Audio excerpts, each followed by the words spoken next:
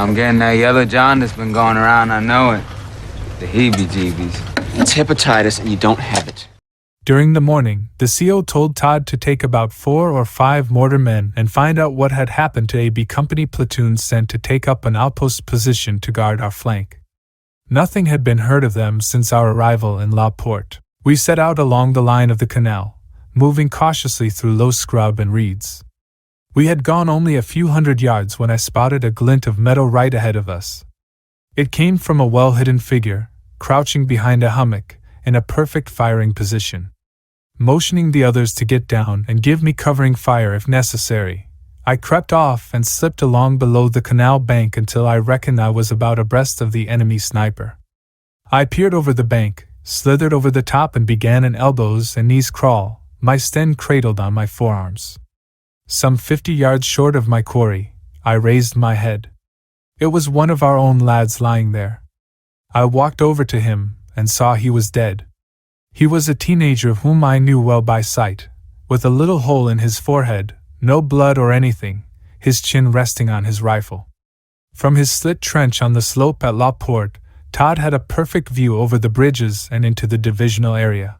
In the distance, beyond the River Orne, the skyline was stippled with flashes and smoke from explosions or airburst shells.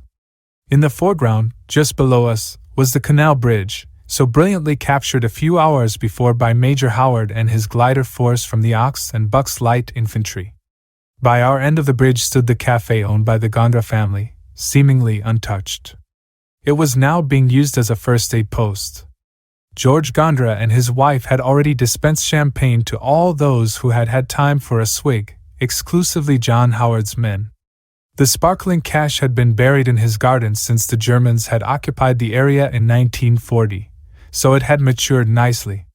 Todd was contemplating this view when he noticed emerging from a screen of trees 2 boats apparently deserted and drifting slowly towards Seine.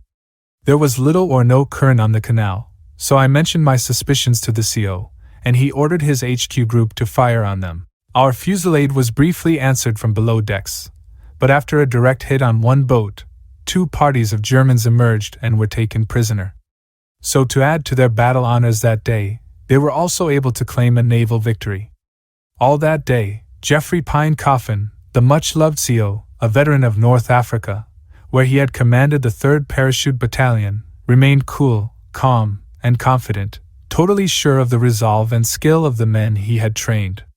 He was a quiet man of steady courage, and apart from a DSO to add to his MC, he never received the acclaim due to him for his contribution to the success of D-Day.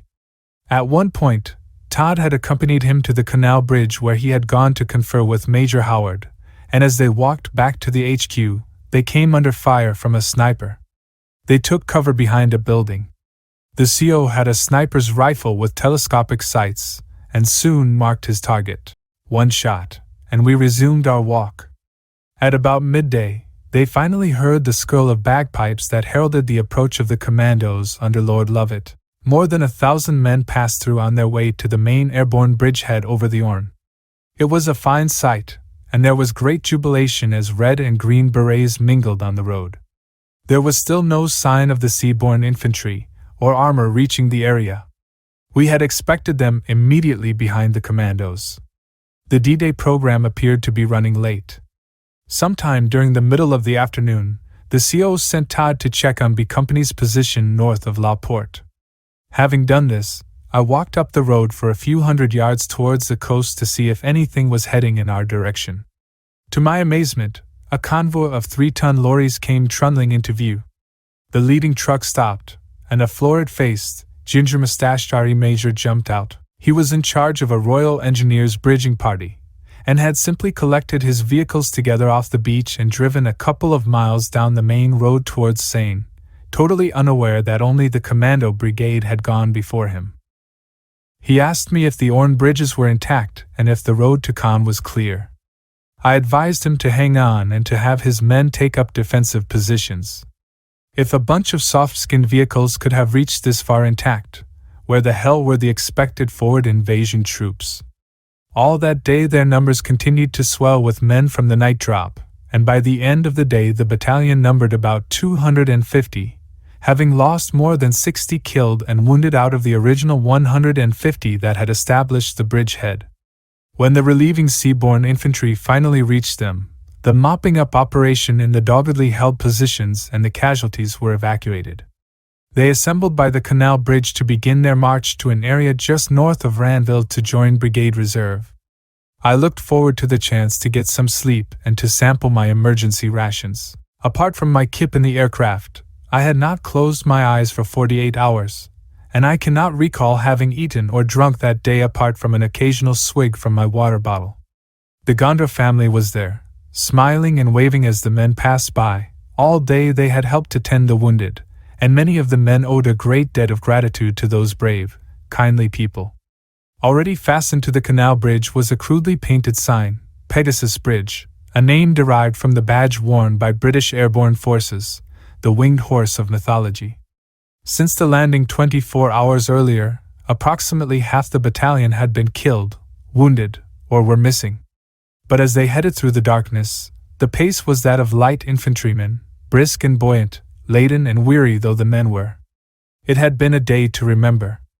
On the June 11th, Todd left the 7th Battalion to take up the GSO-3 operations, posting at divisional headquarters, with whom he remained throughout the remainder of the Normandy campaign and until the Rhine crossing in March 1945 when he was returned to the 7th Battalion. After the war, he accompanied the 6th Airborne Division to Palestine, where he had a serious road accident when his jeep overturned and he suffered 2 broken shoulders and concussion. Discharged from the Army in 1946, Richard Todd resumed his acting career and rejoined the Dundee Repertory Theatre, soon making his West End debut with a part in John Patrick's play, The Hasty Heart. In 1949, Todd was called upon to repeat the same role, but this time in what was his film debut, his co-star being no less a man than the later President of the United States of America, Ronald Reagan, with whom Todd formed a lifelong friendship. In the years that followed, his film career advanced rapidly and earned him international fame. His most famous role came in 1954 when he played Wing Commander Guy Gibson, VC in the cinema classic, The Dam Busters. At the end of the film, he turns down an offer to celebrate the success of the operation by saying that he has some letters to write to the next of kin of those who had been killed. Todd later revealed that he found this a very hard line to deliver, as he had personal experience of writing such letters during the war.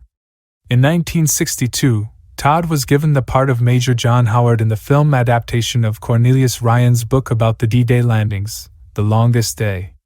Due to the nature of cinema, it was impossible for the film to give a thorough reflection of the role of the 6th Airborne Division during the invasion, and as such, their activities were solely represented by a reconstruction of the capture of Benneville Bridge by Howard's coup d'main force. Although briefly mentioned, the role of the 7th Battalion in the defense of the western bridgehead was largely ignored, and so it appeared as if the defense of the bridge rested only on Howard's men. Naturally, the omission of their fierce defense of Benneville caused some resentment amongst veterans, not least because one of their own was championing this reworking of history. Todd, however, regarded The Longest Day as a film rather than a documentary, and his part in it was simply that of an actor doing as he was told. Richard Todd passed away on the December 3, 2009.